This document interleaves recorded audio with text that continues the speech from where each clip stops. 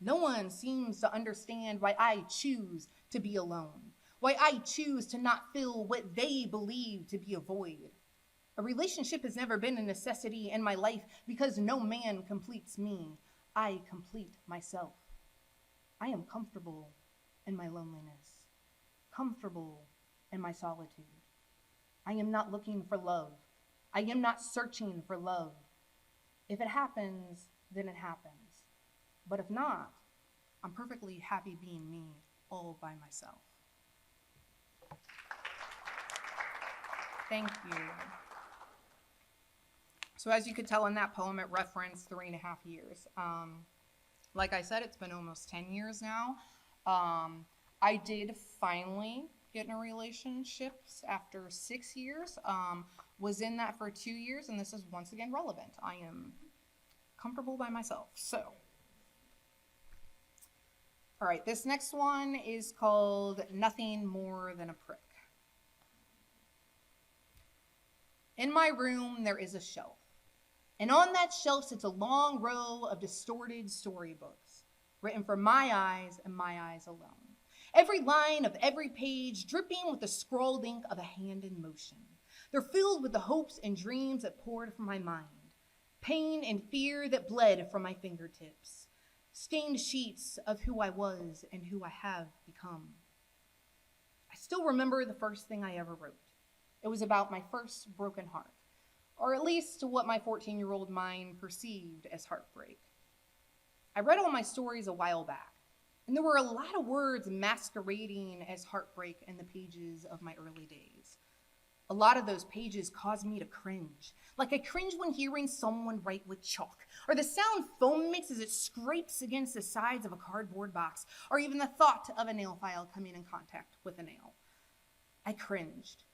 It wasn't the writing itself that caused me to cringe, but more so the words I chose to write. I was so damn dramatic. I knew nothing of love, and I certainly knew nothing of pain. I still remember the streams of tears that flowed and the sick feeling that kicked up his feet and made a home in the pit of my stomach while I wrote those words. I remember hating that feeling.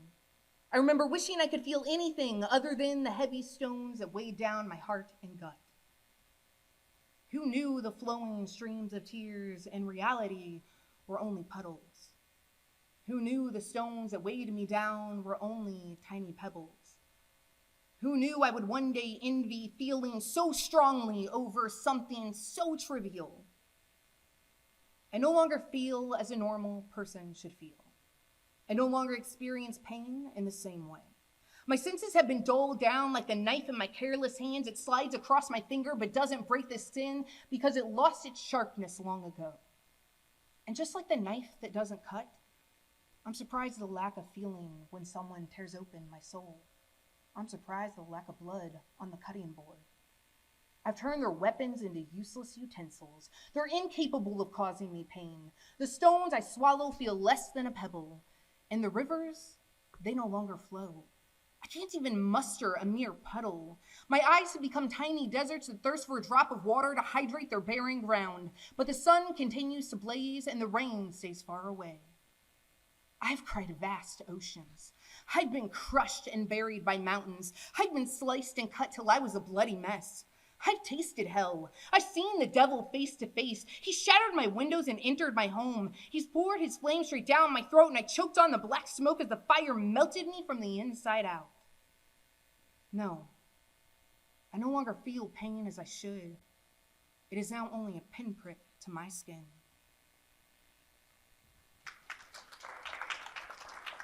Thank you. I love that every time I read that title, somebody in the crowd giggles. And then afterwards are like, oh shit, that's not what that was going to be about at all. Do what? All right.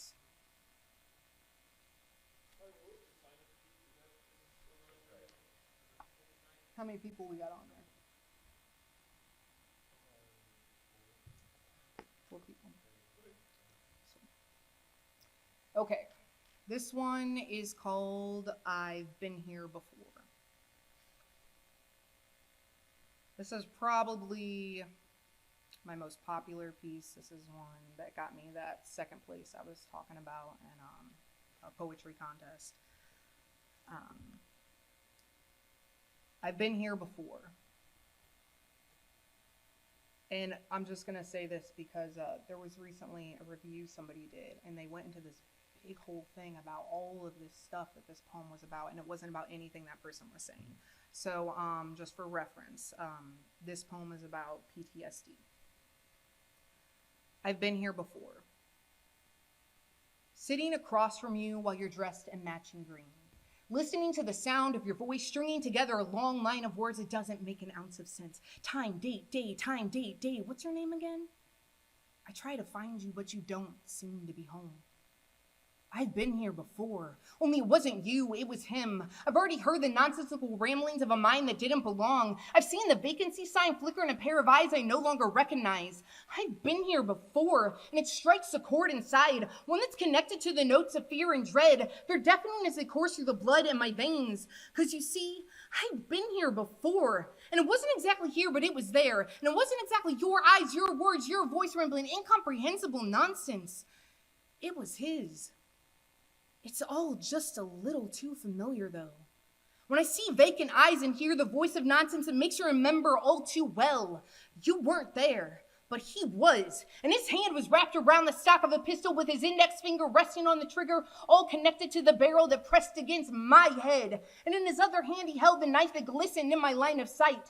No, I know that wasn't you, and I'm not saying that's what I think you'll do, but eyes, looks, words, tone of voice, and the rambles of a mind that is temporarily not your own triggers something inside. I see it flash before my eyes, only this time, he's not the one in my line of sight, it's you, and you may not be using the same mechanics he did, but your intent and action is the same. You want to hurt me, and you coming at me is what flashes before my eyes. No, I'm not so far gone from reality that I think that this is actually happening. I'm aware it's just an illusion caused by something along the lines of PTSD. I'm even able to realize that my thoughts may be irrational. But my body, well, she's a fool. And she thinks the illusion is reality as she trembles with the fear of staring death in the eye. And you see, I know what comes next. Because remember, I've been here before, and what comes next scares me too, because you're someone that I love. I'm still here, which means he obviously didn't pull that trigger. His eyes flipped the switch from vacancy to occupied, and they saw his wife with the barrel of a pistol pressed to her head, and he saw the hand that was holding the pistol was connected to the arm that was connected to the man that was himself. That's when he walked in the other room and shot himself. I've been here before, and I can't go back there again.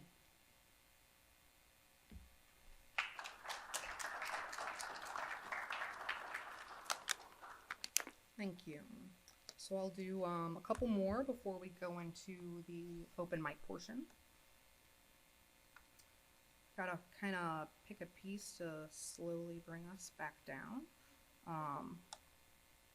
Talking to Professor Bain here that I usually do my poetry sets like I make mixtapes, and I follow rules, and you can't just go from super dark to super happy. It's got to kind of be an ebb and flow to it.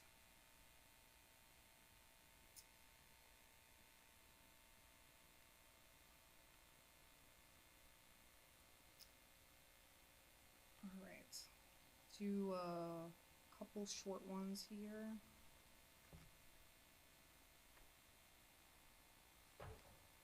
This one is called Reflection. I don't perform this one a lot, but every once in a while I decide to throw it in there. This mirror shows me the reflection of a body covered in sores. A mess of curls frame a pale face with dark eyes surrounded by smudged black lines and fringed with wet lashes. Eyes that tell a story of countless tears being spilled. Natural red stains the surface of lips and cheeks, and a small scar finds its place upon a chin. A scar that tells of younger days full of running and laughter. Lower lies a canvas that shows an artist's touch. The touch of needles display pictures across the skin. pictures telling stories of love, commitment, loss, and pain. Lower still lies a skin traced lightly with beautiful marks. Beautiful because these marks gave someone a life. They write a story filled with tiny kicks and flips. An imperfect reflection is staring back at me, reminding me of all the stories this body of mine contains. Thank you. All right, do one unplanned one, which is a little bit longer than the short one I just said I would do. But I forgot when I was, so they had me come in and give lectures to the English Comp 1 classes yesterday and today. And I forgot that I was thinking I wanted to do this poem because I was kind of talking to them about my creative process and stuff, and how insomnia is where I get a lot of my creativeness. That is when I'm the most creative. It is when I write the most work. I can go like a few months without writing anything if I'm like sleeping well and feeling good, you know?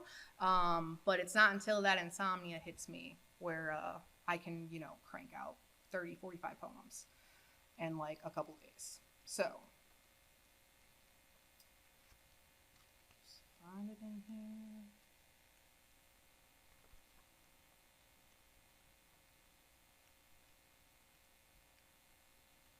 I seriously have to look up the page number for this. I'm gonna be irritated. I grabbed like a nicer looking book because mine's pretty torn up. The one that I use are readings, and like my other one naturally flips to those. So now I know, don't go with the nice looking book. Just go with your regular one.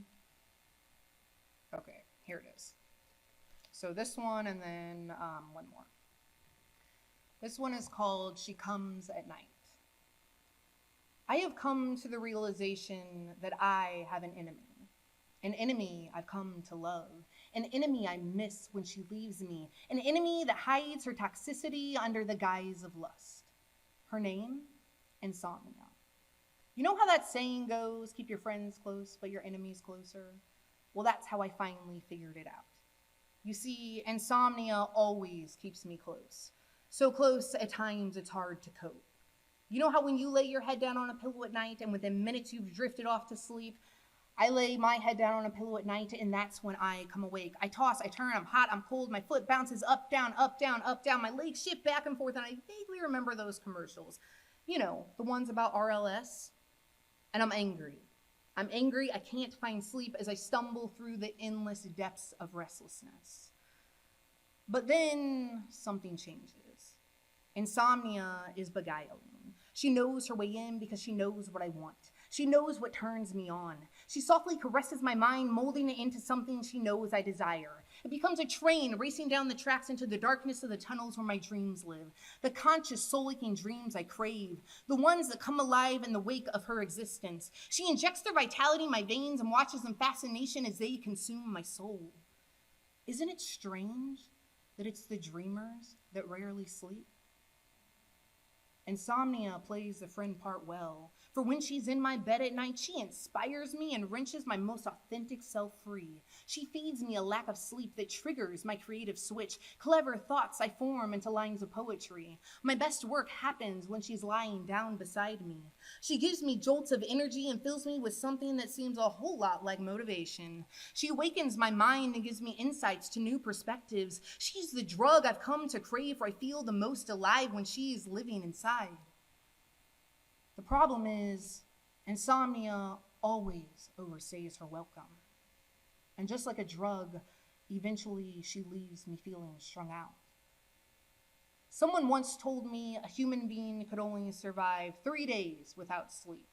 I called them a liar and told them I've lasted more than a week and never slept a wink.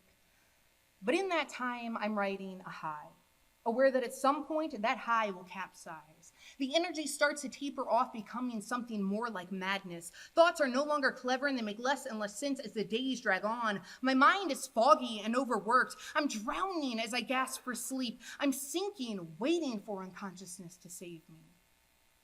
Eventually, unconsciousness will show his face and I'll drift off to sleep. But when I awake, I'll find myself wishing insomnia would come back to see me. Thank you. And for the record, the line about drugs making me feel strung out, when I read that to my daughter, she's like, wait, you did drugs? And I was like, no, actually, so to my parents, to my daughter, I've never done drugs before, and that is the honest truth.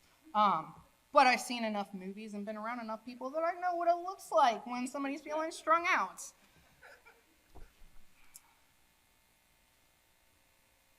All right, this last one from this collection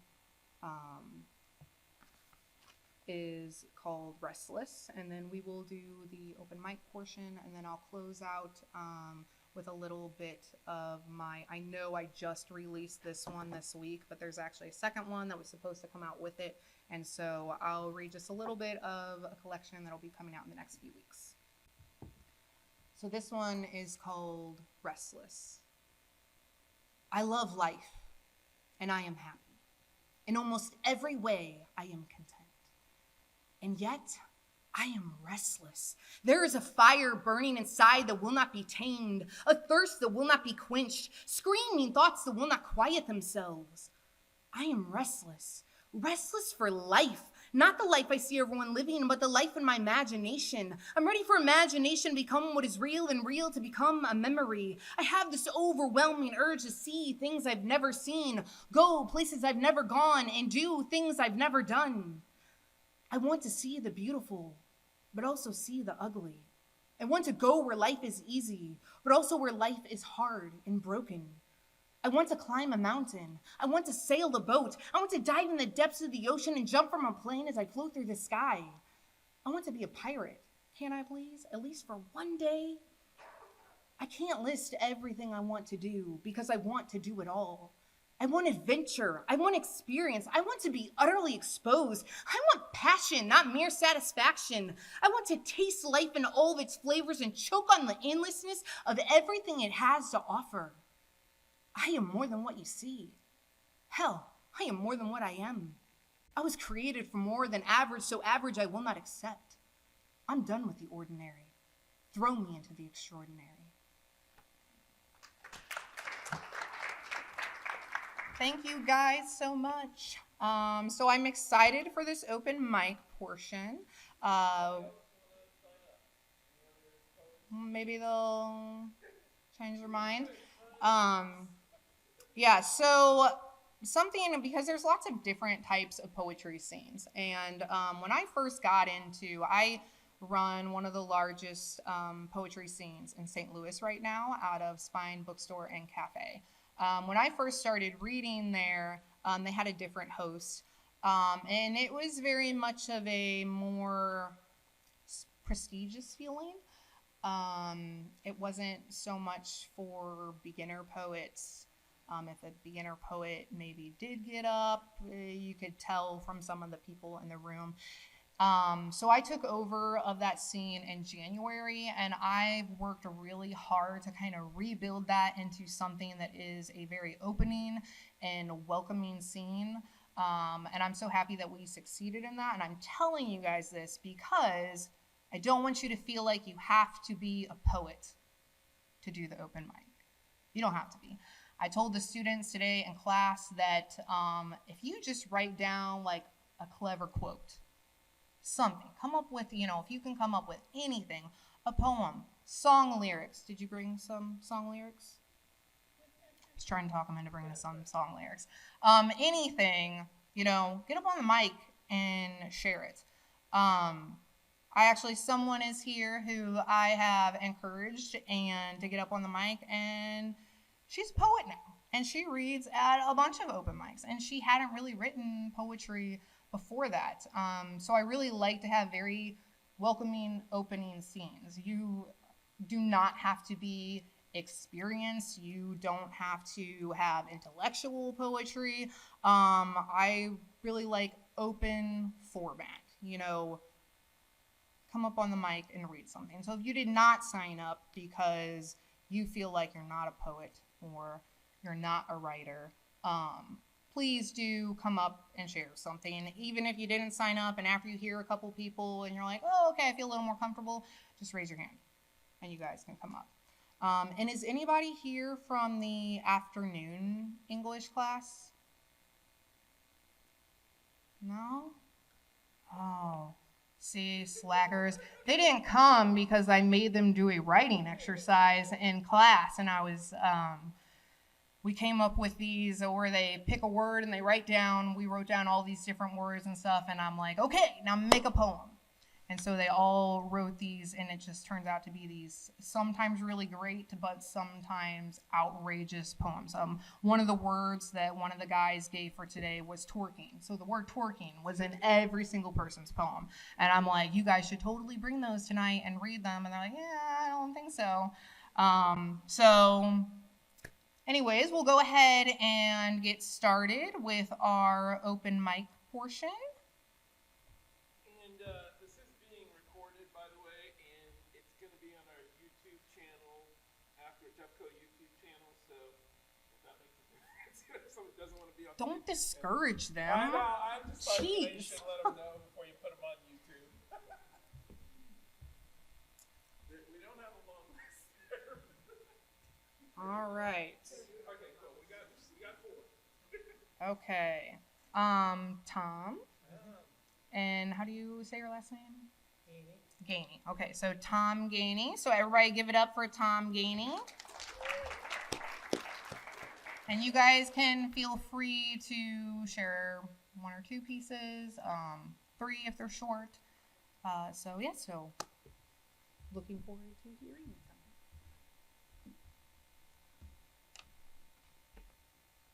Professor Bain told me there was going to be an open mic, and so I brought along just one very short poem.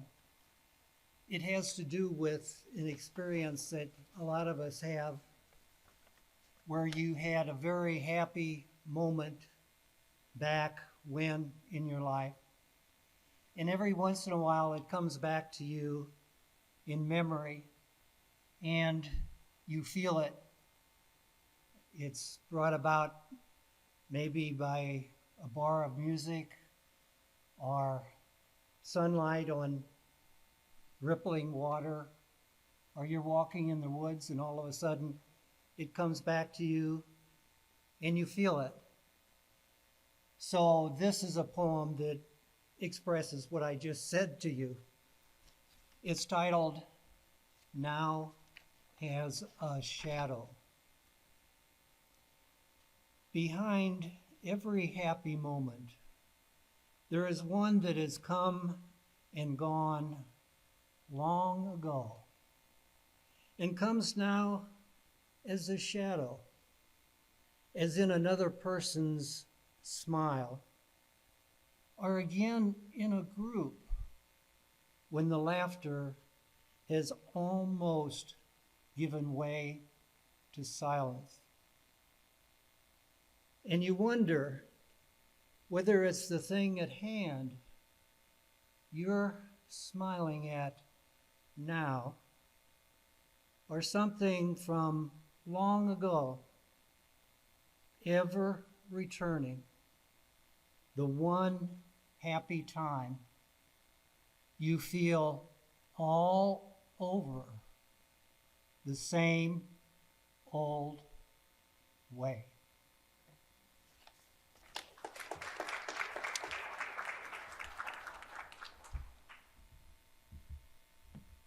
Thank you so much, Tom. That was beautiful. Now, are you the one who you're working on a collection? Is that him? Yeah. He's like, man, he's been working on it. He needs to publish it. He's like, he better publish it soon. Okay. Next, we have Tim Boehm. So everybody give it up for Professor Boehm.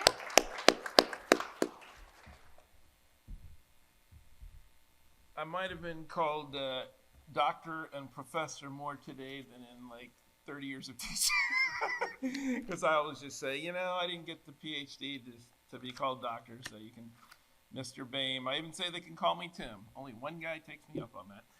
He's like, hey, Tim, how's it going? Nobody else does. But Boehm, they usually just say Boehm, which is fine. That's what I like. I am also a co-advisor to the JC Writing Club on campus. So if there's any students here who might have an interest in writing or just hanging out with writers, we don't even make you write. It's a fun club, and in the spring we will be working on what we work on every spring, which is a creative arts journal. I have a copy here. It's called Controlled Chaos. If anybody wants to take a look at it afterwards, it's a really great thing we put together. The club, like I said, that's pretty much what we dedicate all of the spring to. And we submit, everybody in the club pretty much submits essays, poems, whatever, short stories. Actually, we're a little short on essays, so telling all my comp students, please submit your stuff next semester. But we also do visual stuff too, so drawings, comics. We had a screenplay, so pretty much anything that can be reproduced and is in a book and is considered art with writing or pictures.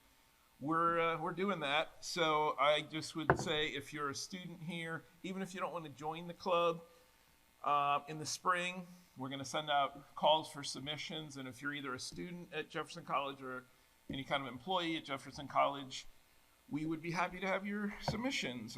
And we do review them, of course. Not everything gets in the journal. I've had some of my things rejected. I submitted like 6 photos last year and only 1 got in, so message received. I suck at photography.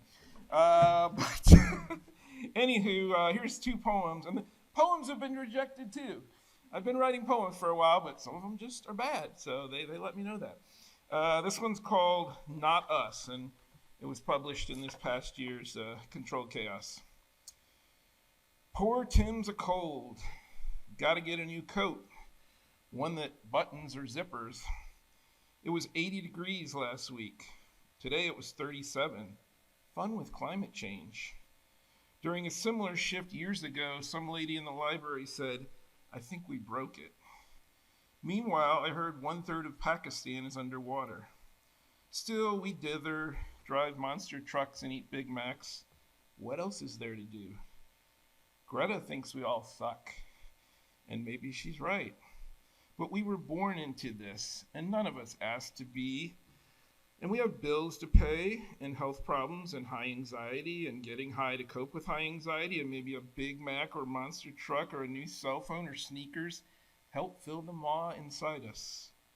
We, who feel the cold, get beaten down and up by the heat, get flooded by rain and blown to and fro by winds sent by someone or something that is definitely not us.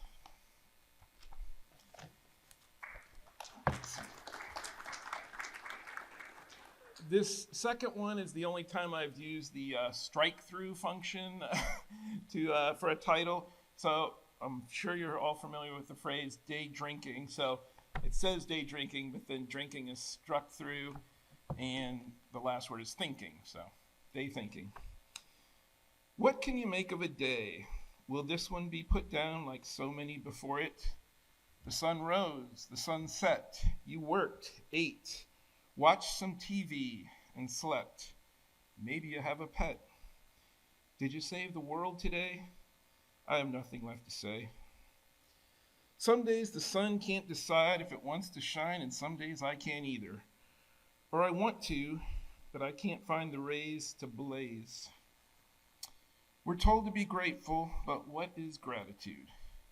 You're glad a good thing happened, that you won the day, that you somehow got rid of something or someone. You're glad you saw the sun. Thank you.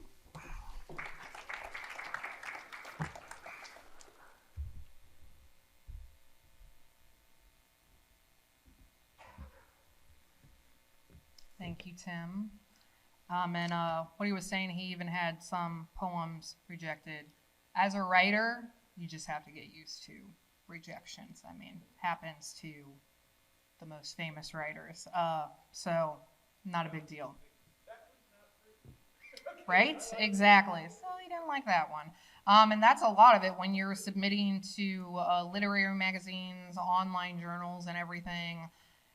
It's a process of learning what type of poetry do these people like, because everybody has a different taste in poetry. So somebody who is really into the classical type of poetry They may hate my type of poetry. I don't know. I was talking to some of the classes today and letting them know that I've actually had a lot of people who hate poetry by my book because they hate poetry, but I like your poetry. Um, yeah, I actually at an author event, it was this several different types of authors, and there was this little old lady there, and she had read from a memoir. And so I'm sitting at the table after we all did a reading, and I'm sitting at the table next to another poet um, whose poetry is kind of like mine, sort of. I guess not enough alike, because this lady walks up and she just walks up and she goes, "I effing hate poetry." And we were like, "Oh, okay." And she's like, "But I don't know why. For some reason, I really like your poetry and I need to buy your book." And I was like, "Awesome. Okay, then." And then, like, after she walked away, the other poet's like, "What the fuck? Like, what was that about?" But I think that's cool that, people who don't normally like poetry can get something out of mine and they like it. And so I like that poetry people like mine as well, but I also like the people who aren't poetry people. So anyways, I talk a lot. Sorry, you guys. Next up on the list is Cadence Wintuck. What is it? No. Oh, okay. That's what that is. I'm sorry about that. I will say the hardest part and the part that I'm the worst at hosting poetry nights is like reading people's handwriting, and it's not their fault though. I'm gonna blame it on my mother. So I was homeschooled. And my mom got this great idea where she's like, "Oh, we don't like cursive. You're going to learn italic cursive." And then I like get to be an adult and I'm like, "Great. Now I have to learn how to read cursive." So, yeah, so sometimes I can't always read them or pronounce them right. All right, so it was Cadence Waitrick. Everybody give it up for Cadence Waitrick.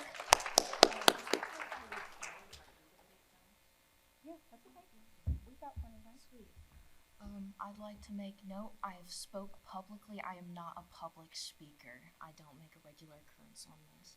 But I do have 4 poems. I wrote these last year, sometime in February. Love is a thing that kind of comes with difficulty in my life. I have a hard time kind of falling in love. But when I do love a lot, and it's over the progression of 4, it's kind of me going through the love and I guess finding out what it was in the end. But anyways, these are untitled. I don't title my work, but I digress. Much like the cable knit sweater of my youth, I cling to you with that innocent familiarity. I hold your scent in my nose, my lungs warm in secure comfort. When I breathe, I feel my lips part, the gap of my teeth are bare in a naked smile, so raw and genuine. I bask in your haloed glow, hands laced in your divinity, grasping, frantic, searching for your kindred answer. My memories here of your silken laugh, that chorded song of your gentle self, how I bathe in your sounds, like the cursed waters of a siren. And as a siren you tempt, you lulled me to your forbidden grasp, the husk of your reminiscing hands, the claw of your faults, the fate of your barren rejection, and I am swallowed by grief and the chopping waves that crash upon my soft body that was yearning to adore, to love with my all. I drown, with waterlogged ears plugged by your person, my nose full of sea brine.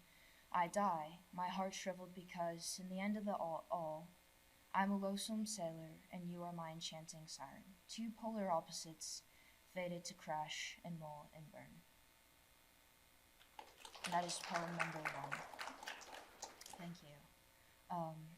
Here's poem number 2.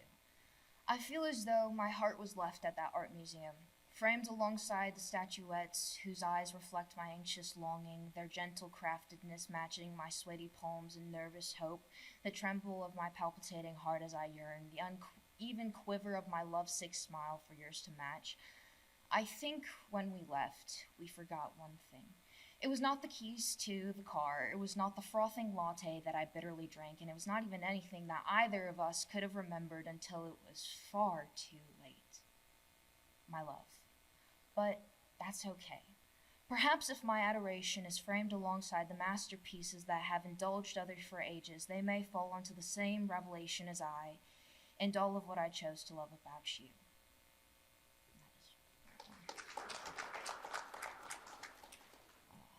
Poem number 3.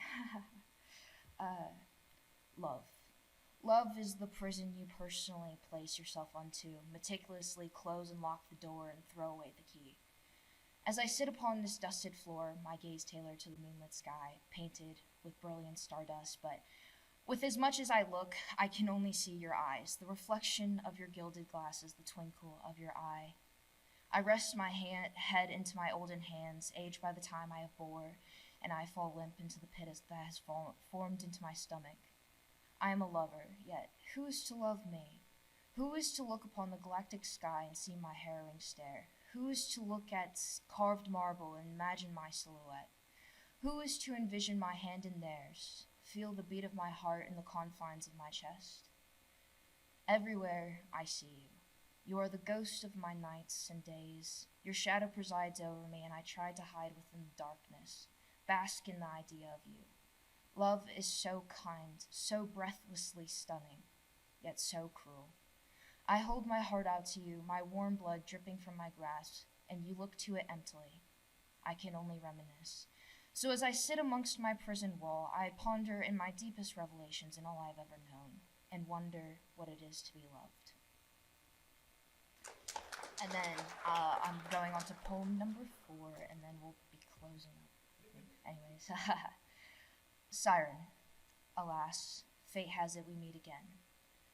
With my ears blown, curdling with the rumbling mass of the frothing sea that spits, its venomous waves tainted by your poison, I realize I'm not yours to tame. You cannot lull me with your swindling song, cannot sing me away to the depths of your pitiful fall. The artist in me crumbles, like the marble of my peace sculptures crafted in the image of what I thought was you. I saw beauty. I saw so much for you. I love you more than you will ever even fathom. Does that not send a tremble throughout your spine, make your heart race? Do you not feel how raw my devotion was to you? As an artist, I am to see inspiration at all. I look to the tree line and I see wonder. I look to you and I saw hope. Now my hands clench and I bitterly bite my lips in wasted agony. Siren, you almost captured me, almost damned me to my puddle of drunken defeat, but I saw the glimmer of your teeth, the nastiness that loomed in your eyes. So pretty, yet you are a monster. I am infallible to your beckon. So when you hum your next tune, you shall do it without the lap of your tongue, as I have cut it from your filthy red-stained lips. Do not fuck with me. Thank you for your time.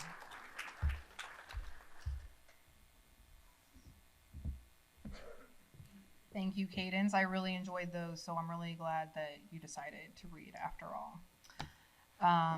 And just to correct my little dig at my mom, so for the record, my mother, she did a very, very well job homeschooling us. It was just that one little italic cursive thing. Good enough that when pretty much all of us kids, scored in honors classes and everything when we went to get into college. And I did not end up being able to graduate with my college degree due to life circumstances. But as BAME, as he likes to be called, mentioned earlier, I still became president of a multi-million-dollar agency's board of directors. So obviously, my mother educated me very well. I just wanted to make that clear. And I'm all for homeschooling done the right way. All right, next up we have Kayla Alexander. Everybody give it up for Kayla. It is okay to be nervous. So I'll tell you guys, the very first reading that I ever did in front of anybody was in 2017. And my right leg was like shaking like crazy. I mean, it was like, Courtney was there. I don't know if you could tell it from like the audience, but it felt like you could. And that consistently happened like probably the first 5 times I performed. So trust me, it's okay to be nervous. And thank you so much for deciding to read. I've been looking forward to hearing her work. Okay. Hi. I have 3 that I'm gonna read. This one is just called Grown Up. It's who do you want to be when you grow up? That probing question, like it's stuck to the tip of every grown-up's tongue. Well, I mean, at least it seemed that way when I was young. I didn't always know what to say then, but now this grown-up me answers with a grin. My reply might change today, tomorrow, or even after an ion has gone by. It could vary when I'm in the throes of survival mode and barely managing my mental load, to when my soul is more on fire than the sun and life is purely fun. Somehow, I've learned to trust my gut, even when I'm staring at a fresh glaring cut, even when my wounds have been freshly sewn shut, even when I'm in the biggest rut. There's who I am and who I ain't. Well, I'm now decorated in colorful paint, my pastels still lie in wait. Those me's are nearly decayed by rot. Rescue will come too late. Don't fret, it's best to accept fate. Those versions I am not. For healing I have fought. Whether it was then, whether it is now, whether it is later, no matter what I'm doing, no matter where I am, or how I got to be there, up the ante, let's make a bet. Ask me, do I even know who I am yet? Make it a triple dog dare, go ahead and ask. Who do I want to be? I'll answer fair and square.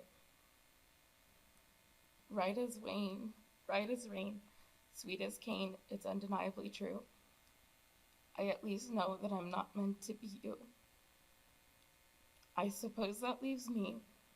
So who do you want to be? I will always want to. Me is her. Ooh. Wasn't expecting from. Ooh. Okay, sorry. Alright, this one is called.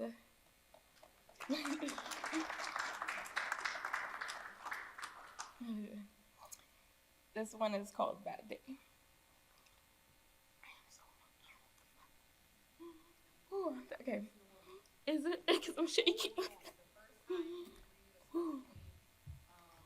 Authentic poetry like this that is, talking about your feelings,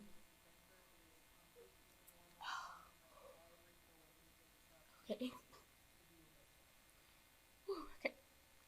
This one is supposed to be neutral, but still crying. Okay, it's called Bad Day. It's never really been a bad day per se, rather an intrusive thought, a poor interaction, some infraction. Heart, feelings, a stomach and knots. Some worries, fears, or tears. It can be a lot. But the day itself, sun to sad, well, I found they're more neutral than that. Sometimes those things, they can stack, bring you to the brink. But what a day lacks is the capability to attack, to be sad, mad, or glad. Today's sorrows aren't linked to every tomorrow. But if need be, a day can adapt, mold it, bend it, break it. Watch it snap and crack, a plain old day will come back.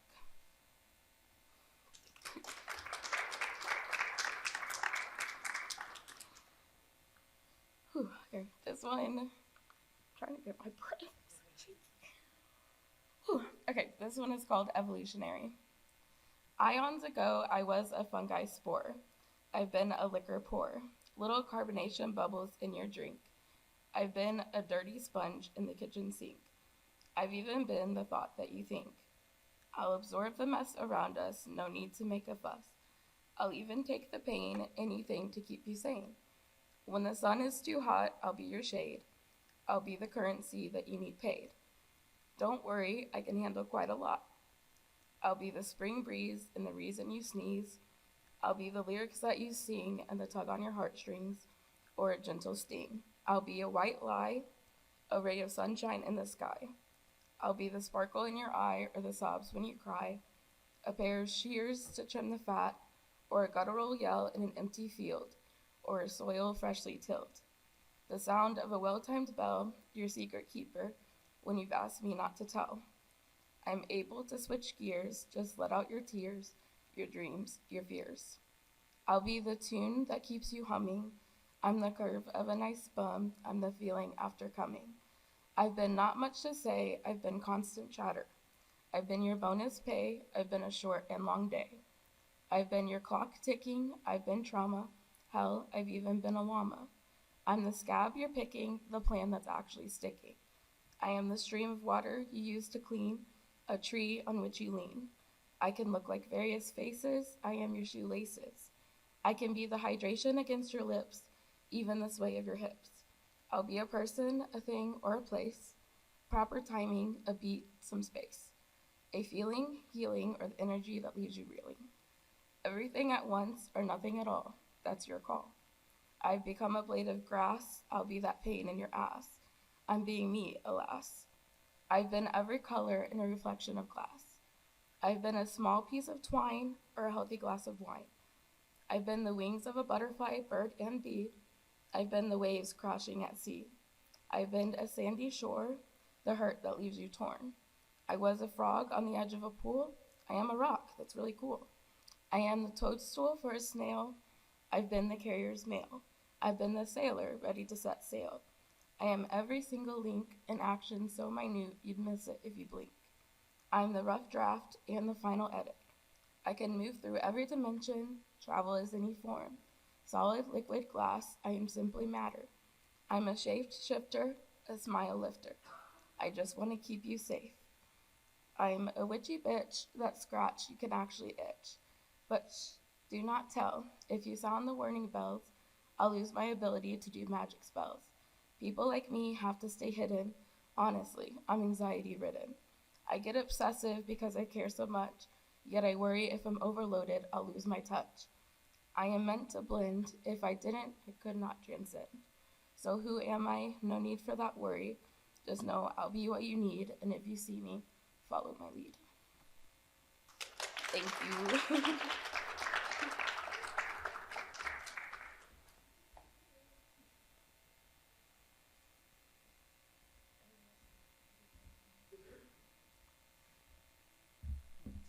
Thank you, Kayla. Professor Brame just wanted me to remind everybody that it's being recorded. So those of you who decided to read, you'll be able to go back and watch a professional recording of it. She made a face.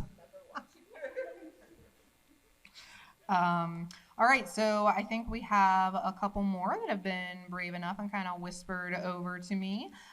So first up, we will have Destiny Mitchell and Mello.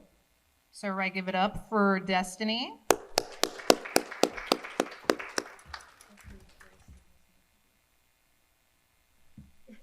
I'm sorry. Her name is Destiny Wisdom. She's my cousin. She's still Mitchell in my head, even though she's been married for a while. So everybody give it up for Destiny Wisdom. That's why you should have wrote your name on the sheet. Hi. I just wanted to say that when you step out and when you give of yourself and you don't hide it in a box, but you share, this is what happens. Because Lesley took those steps, those things that she wrote and made in the dark, and put them out for us to see, it's given us this opportunity. So thank you, Lesley.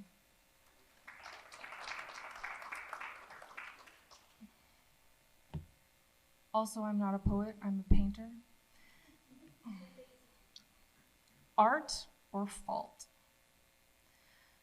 Must be right, or is it wrong? Could I art? No. Could I judge? Yes. Must I judge? Yes. A stick man holds the power to confirm. Yes, a stick man holds the power to confirm. There is no hope to create. A circle and a heart cut, they decide. Maybe I use judgment to say, art, there is no right way. The stick man is wrong.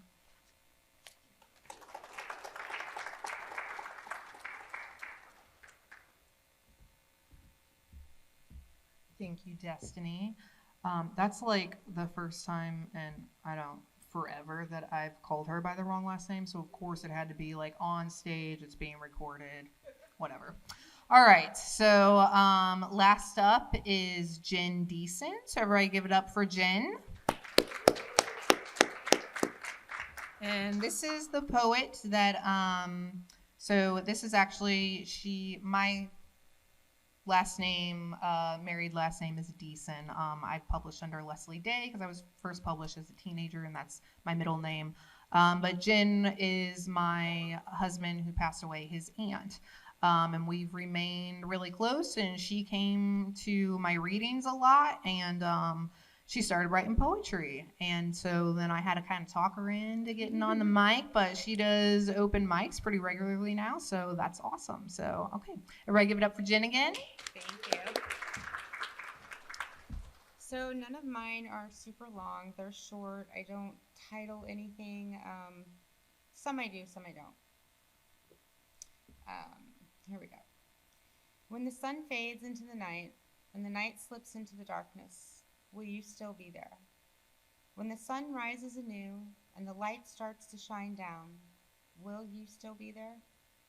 When I break down and scream out your name, will you still be there? When the rain starts to pour and the lightning starts to strike, will you be there? Because even though you are gone, I need to know that you still will be here.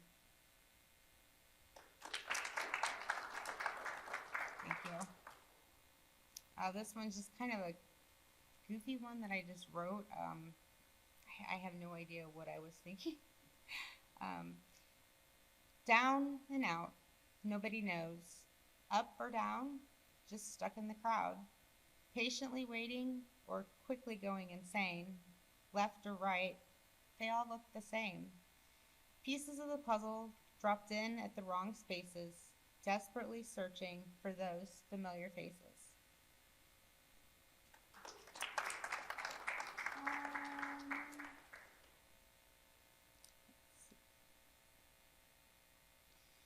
I have crawled through the madness that runs through my mind. I have felt things that only some will only find in nightmares. I am aware that these thoughts and these feelings stem from past traumas, but the one that caused those trauma still feels the need to make himself the victim. People often say that blood is thicker than water, but I will always challenge that statement. Blood is not thicker than water, and it never will be.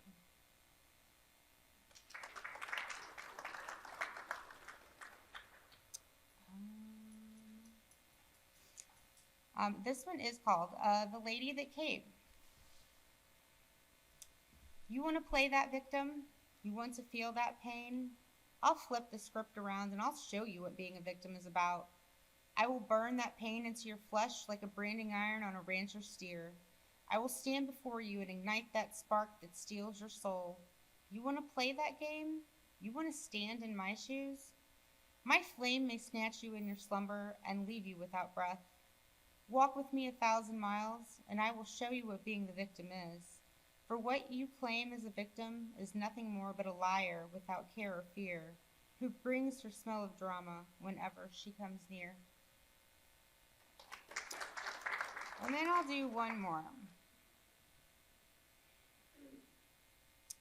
Where is that one? Okay.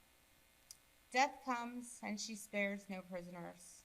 She takes and she takes, and she will never stop taking. It's in her nature to claim back the living, to throw them into the helm of another realm. It happens in a split second, without goodbye or a farewell, just maybe a wish to see you later. She's a cruel one, that lady called death. I guess one day we will all have to face her. And that's it. Thank you. Thank you for deciding to read, Jen. Is there anybody else who happened to change your mind and would like to read? Okay, was tonight anybody's first time reading on the open mic? All right, so everybody give it up for Kayla and Cadence. Especially never reading on a mic before. This is a much grander, we're up on a stage or spotlights, than a lot of the open mic scenes. So you guys should just pat yourself on the back for being so brave to get up here and reading tonight. And I'm so glad that you did. And yeah, so everybody give it up for all of the open mic performers. So I ran out of my water, so I'm just going to grab my Dr. Pepper right here, and then I'll close this out with a couple things from my upcoming collection. Sorry. Just a reminder, sweetie, just put here for extra credit. See me afterwards. Tell me what you What were you saying? Didn't hear you. extra credit. Oh, okay. All right.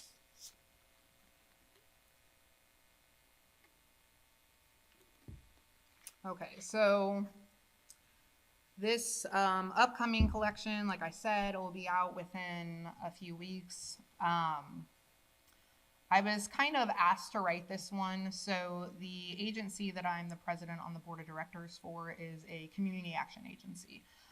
So they run a lot of the programs in Jefferson and Franklin County for low-income individuals and families. And I was kind of asked to write about my story in community action and how I got to where I am, because I actually started out as the low-income client. And my daughter was in Head Start. I used the WIC program.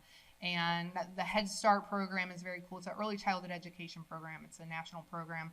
But they have a council that makes all of the decisions, and that is made up of parents of those kids and community members. And I happen to be one of the parents that was elected on that council, and that gave me a seat on the full agency's board of directors. And then I worked my way up, and now I'm president of that board of directors.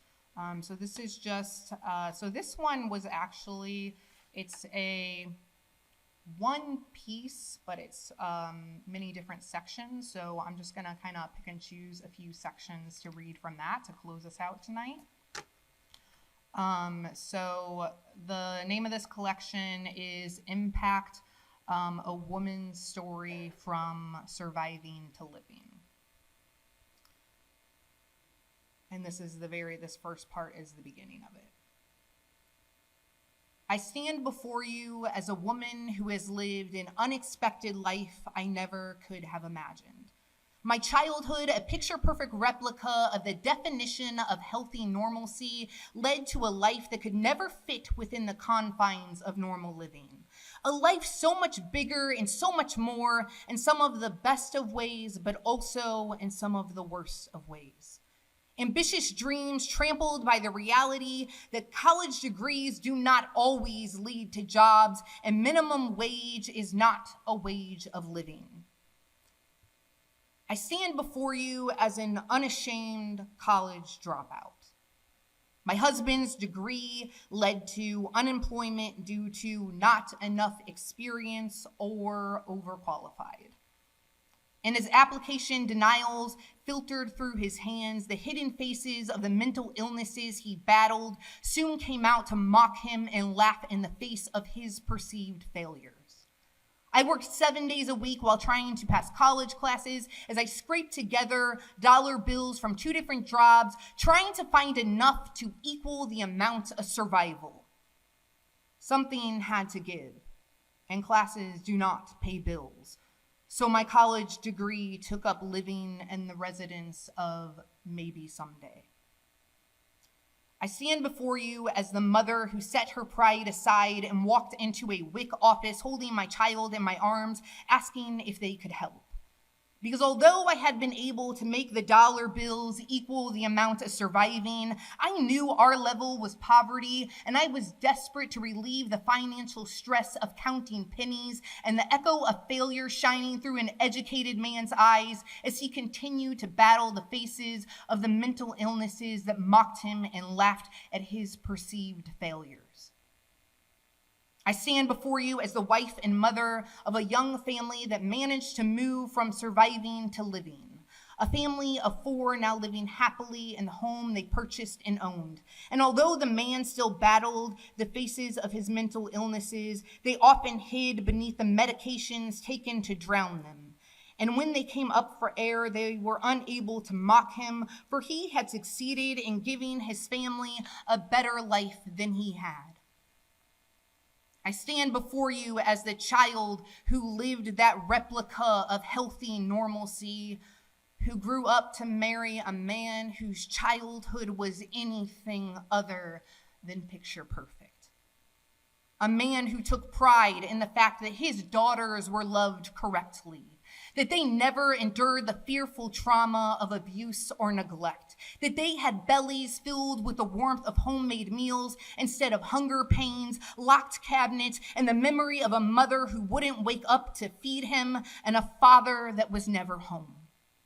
His daughters lived in a nice house that was made into a home that was warm in the winter and cool in the summer, and was so far from the memory of a broken down trailer with gaping holes in the floor that threatened to swallow him each time his small body jumped across them to reach the room on the other side.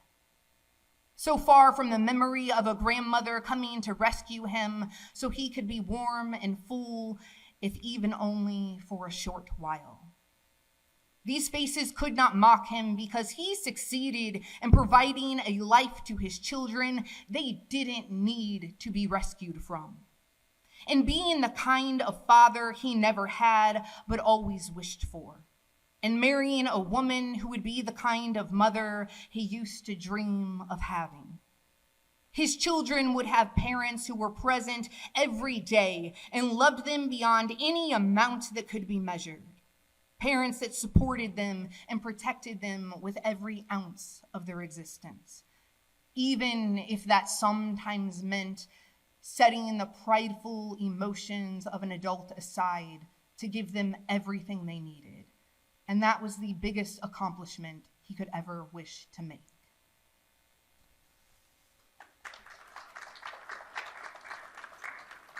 Thank you.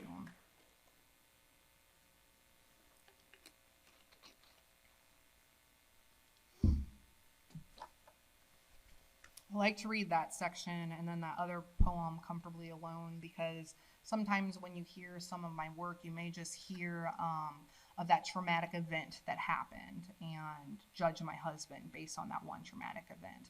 And it's important to me, for people to know that that was a very isolated incident and wasn't who he was at all. It was a psychotic break from bipolar disorder, and our mental health system in this country, and not being able to find the right medications or the right psychiatrists, and that portion of this piece kind of gives a little background of how he grew up.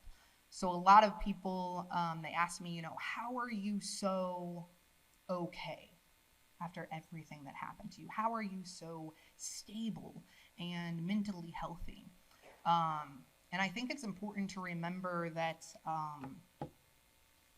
before anything bad ever happened to me, I lived 25 years of a completely stable, healthy, happy family. I have no bad memories from my childhood, no childhood trauma. We did not live in poverty. We never wanted for anything.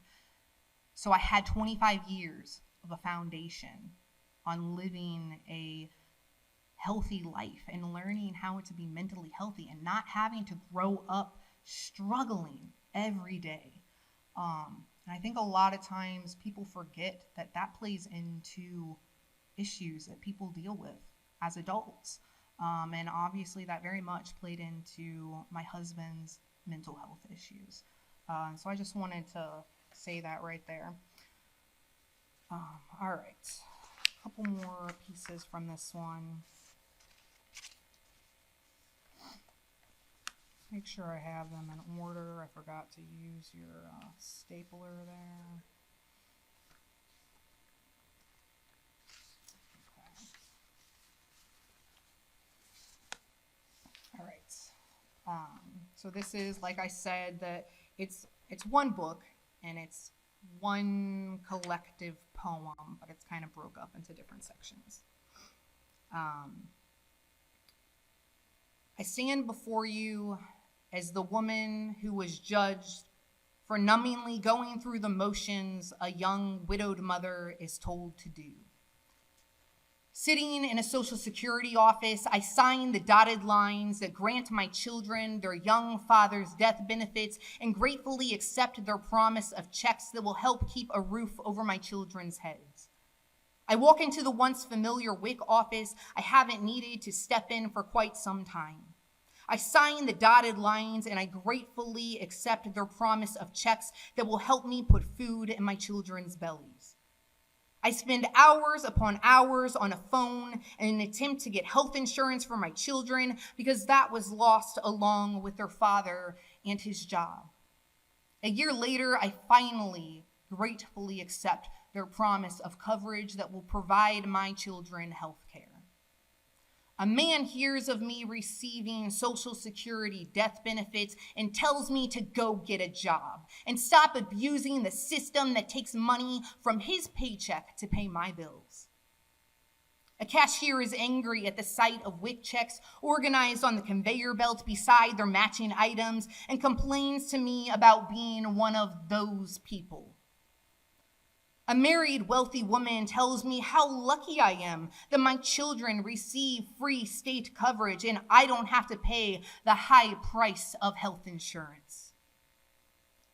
Words threatening to hurt me, but I push them aside. For these are people who do not understand what it is to live this life. Maybe the man forgot to think about the fact that I was a stay-at-home mother before my husband's death, or the impact losing a father has on a young child, to then try to change their lives even more by asking their always present mother to leave them every day so they can be cared for by strangers in the days of their grieving. Maybe he doesn't know that months after my husband's death, I tried to work part-time as a distraction to escape the depression consuming my life, but my check didn't clear the cost of childcare plus gas.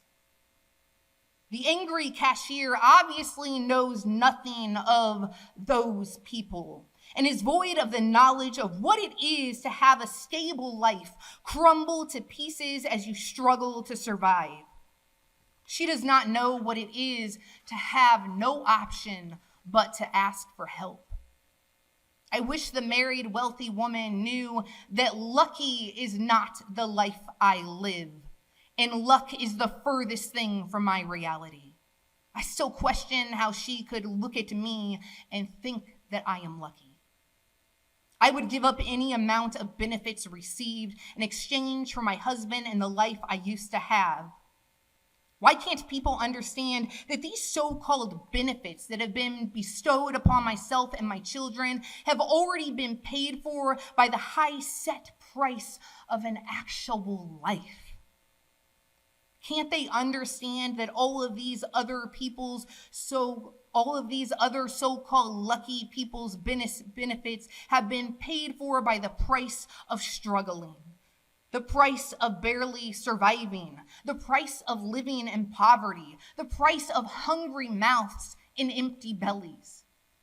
They've been paid for by the high price of traumas and the price of a society that has been built and molded into a system that is built for losing, a system that ignores the mental health crisis of millions while contributing to the things that cause their struggles. The brick by brick stigma that was built by a society that told us mental illness was a myth, and if you suffer from symptoms, you must be doing something wrong. You simply need to tell your brain to be stronger. And don't ever even think of being weak enough to ask for help. This generational mindset and this system that some of us fight desperately to dismantle is what puts me and everyone else in the positions they so greatly despise. So tell me, what part of that is the part that people do not understand?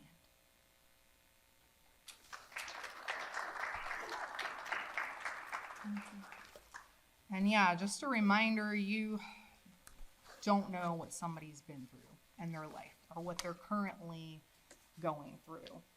And I very much needed that help, and they gave it to me, and it helped me get back up on my feet. And I have not needed to utilize the services of that agency in many years because it gave me what I needed to help me survive and to cope during that time period. So just think of that when, I know that we all may know somebody or hear of somebody that abuses those systems that are put in place, but they are not the majority. They are the minority. The majority of people who utilize those services are people who actually really need them. All right, so just a couple more portions of that. I stand before you as a woman who is not the mother I once was, for life changed the course of the woman I became. It's not to say that I am less, but it is to say that I am different. As a former preschool teacher who had plans of educating my daughters at home, I stand in front of a Head Start building and know this decision is best. Recognizing that knowledge and capabilities do not always add up to equal the mental capacity that's needed to teach a child. Recognizing that this daughter was born with an overwhelming attachment to her mother, and losing her father so young made her more desperately cling to the mother she was terrified to lose. Recognizing that this child would not survive kindergarten if she continued to spend every minute in fear of letting go. She must learn that there is still safety in letting go. As I walk into that building, there is no ounce of prideful hesitation as I ask the woman for help. For I have come to learn that mine are the children they're here to help, and I am the mother who cannot always do it on my own. And I've learned that this is okay. I stand before you as a Head Start parent who made a decision to run for our center's policy council rep, and I am elected. I wanted to be an involved parent and have a say in my daughter's education. I wanted to remember what it felt like to once again have a voice.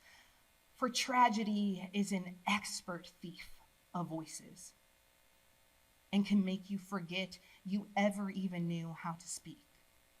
I was tired of living in silence. My first day, I sit in a meeting room of individuals, none of which I know. A director gives a presentation on a 5-year grant.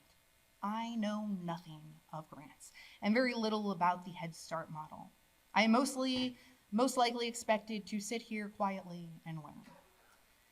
But I am anything but quiet and compliant, and have always had the bravery to ask people to explain something I do not understand.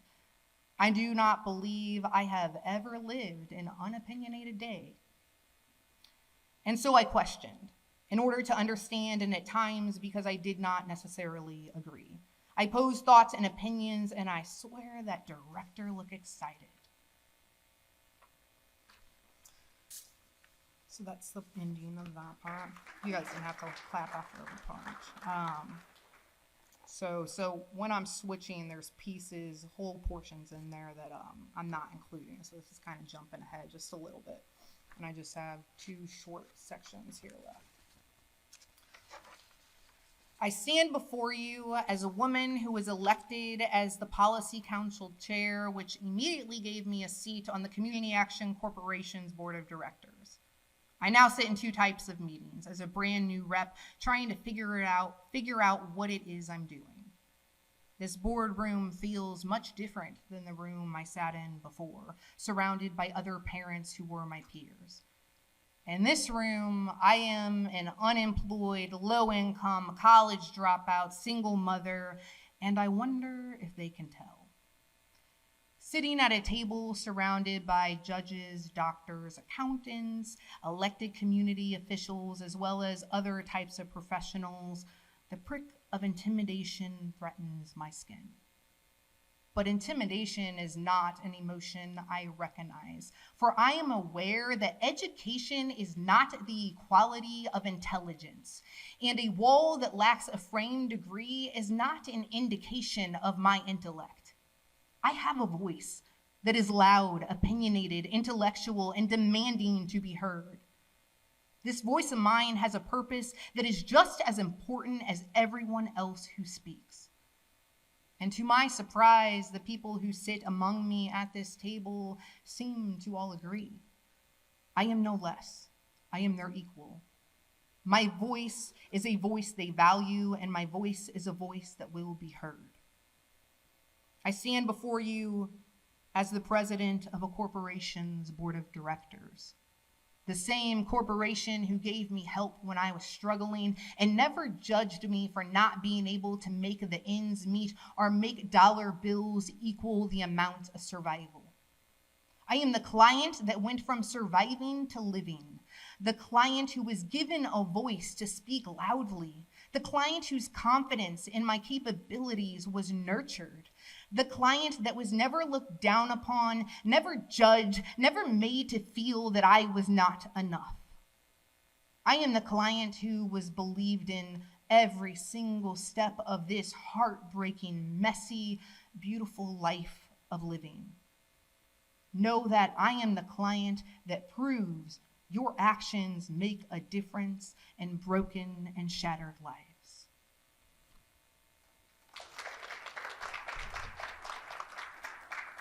And before I read this ending portion real quick, that portion is especially dedicated to Dr. Julia Hampton, who is with us today.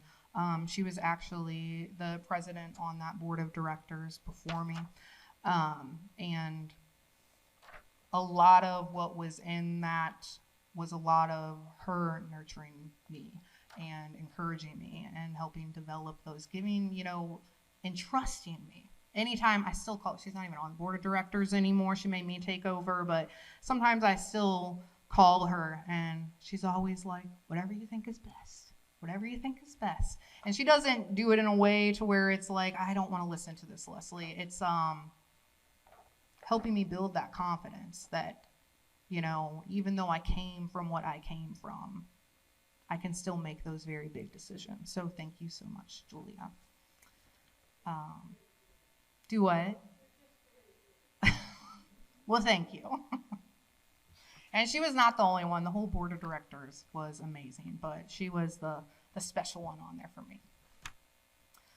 She did force the job on me, though. I was not asked if I wanted to be elected vice president or president. She actually took me out to lunch. She's like, so by the way, I'm going to retire next year, so we're going to nominate you for president of the board of directors. I was like, whoa, wait a minute. Okay, so this will be the last piece that I read for you guys tonight, and this is the ending of that collection, and I just kind of refer to it as the Impact Collection. I stand before you as a woman who knows that life is limitless. That no matter how bleak life may be at times, there is an escape.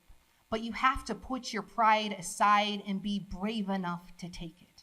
Grasp it within your hands and let it fill you with the promise that life can be beautiful again. I stand before you as a woman who has taken the fragments of a broken life and built them back up. I stand upon them as I chase my dreams and make them become my reality. I have lived a life of adventure, from mountains to waterfalls to ships upon seas, from deserts to canyons to waves upon my feet. From miles on tires to miles on soles, I have trekked across vast portions of land. I have felt the breeze blowing through multiple countries and islands. I have known the culture of others. I have written words upon words in ink and taken those words and published a book. I have succeeded in creating something that provides an income. More importantly, though, I have taken our tragedy and created something that makes a difference in people's lives. I have made a career in writing a reality. I have shown my daughters that life may beat you down again and again, but if you face your pain and brokenness and work hard to pick up your pieces, dreams can still be chased, and dreams can still become your reality.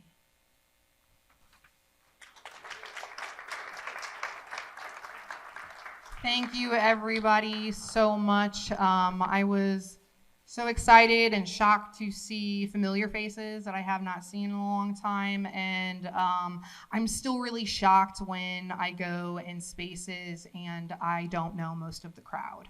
I'm still getting used to that aspect that people are learning about who I am and my work. And that people show up to this kind of stuff. And I just want to thank everybody who took a chance on tonight and showed up, whether you typically like poetry or you don't, for giving it a chance, even if it was worth those 15 extra credit points. You know what? Thank you. Thank you so much.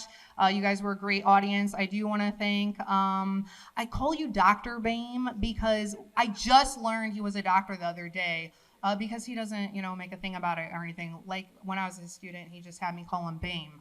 And when I looked up his office room number, I saw, and I'm like, dude, he has his doctorate. And then I said Dr. Bame, and I was like, that sounds like a villain's name and like a Batman movie or something, doesn't it? Yeah, so Bane, but like Dr. Bame. I picture that in like X-Men or something. I don't know. So that's why I keep saying it because So thank you so much for putting me in contact and making this all possible. And I was very excited that John Gilbert started working here, who is back here working sound. He was actually my second retailer. On the day my first collection was released, I walk into his bookshop and showed him my book. I'm like, hey, so I just came out with this. You want to carry it? And talked to him for a while, and he did. So thank you to Jefferson College for having me and putting on this event. You guys were all amazing. I hope none of my work made you think that college is not important, because that is not what I was trying to convey.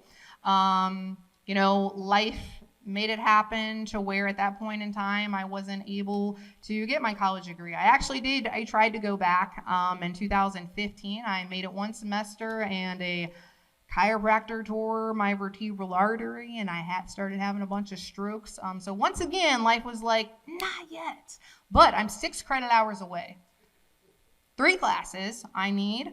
And then, you know what, someday I'll get my degree. But I very much love education. I think it's very important.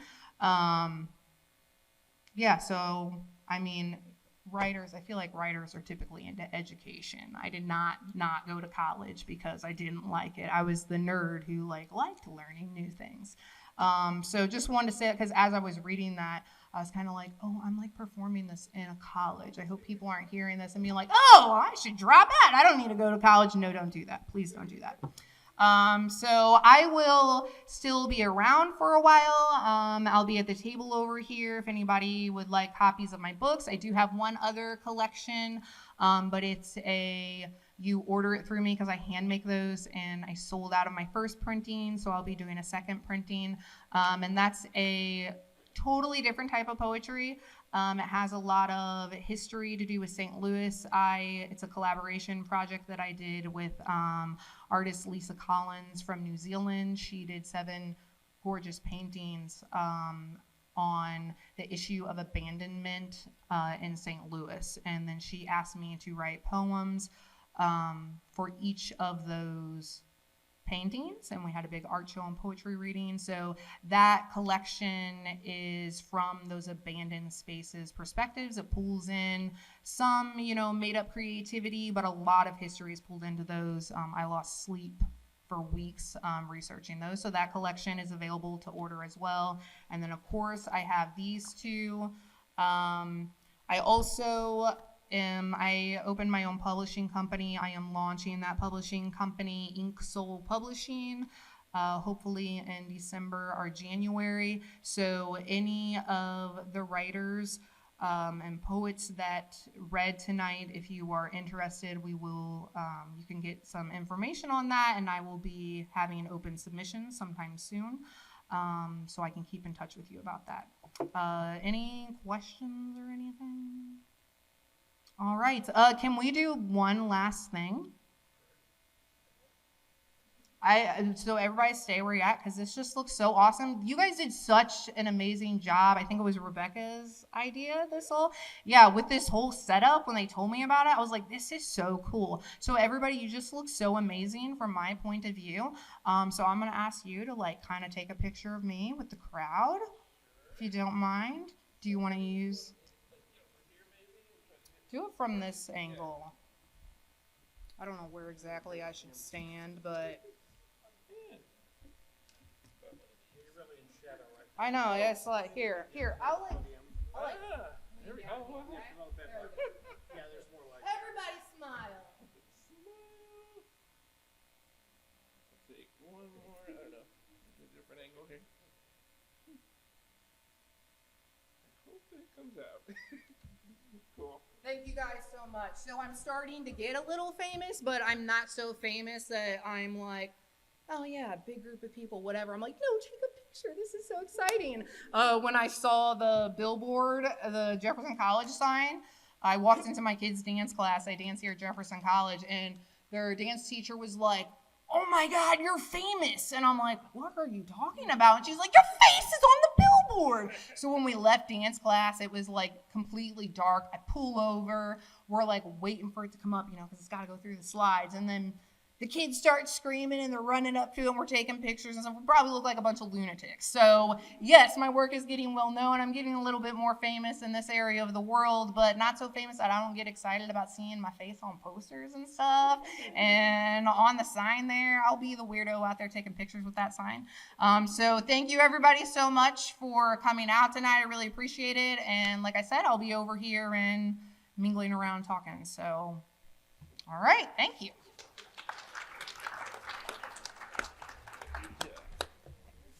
Thanks for coming out, everyone.